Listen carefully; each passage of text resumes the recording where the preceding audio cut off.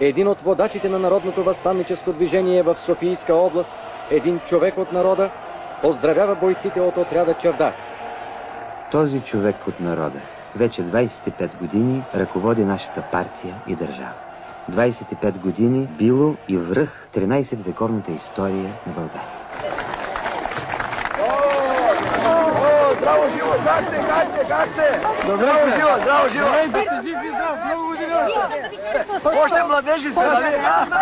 Айде, големи да прави. Айде.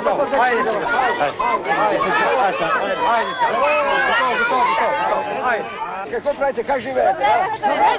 Добре. Как се чувствате тук? Добре?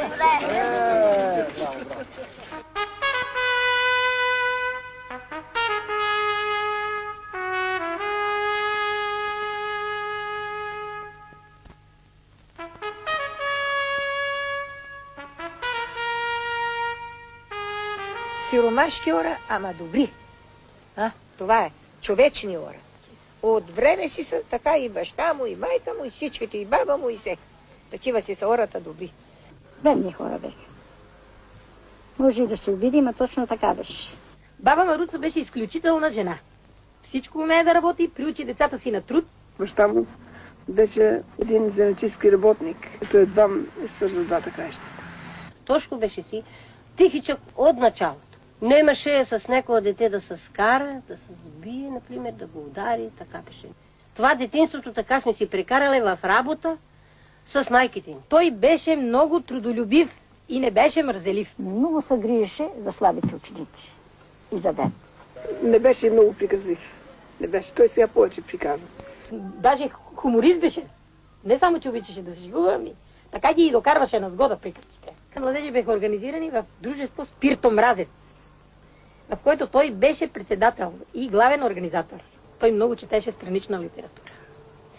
Той ме е дал, аз съм прочела през това време, когато сме учили до 7-ми клас. Клетниците, Мъртвите сибирски полета и коя беше още една? Стремеж към обществения живот го има от майка си, от баба Маруца. Когато завърших 3-ти клас, но понеже нямаха нашите пари да ме издържат, и аз отидох и постъпих на работа в един цигларски завод, така се казваше, Лов, в Горни Богров. Условията там бяха ужасни. Експлоатация страхотна. И вечери, като се върнеме в помещението, където спееме, сутринта ни дигаха надзирателите с каиши, ни биеха и ни дигаха да работиме. Но какво беше помещението? Помещението беше едно мръсно, имаше там не само бълхини и въшки имаше. И аз си позволих да написах една табела. Робска квартира тук се намира. И земята ме уволниха за това и не ми платиха. Бъде баба Цвета.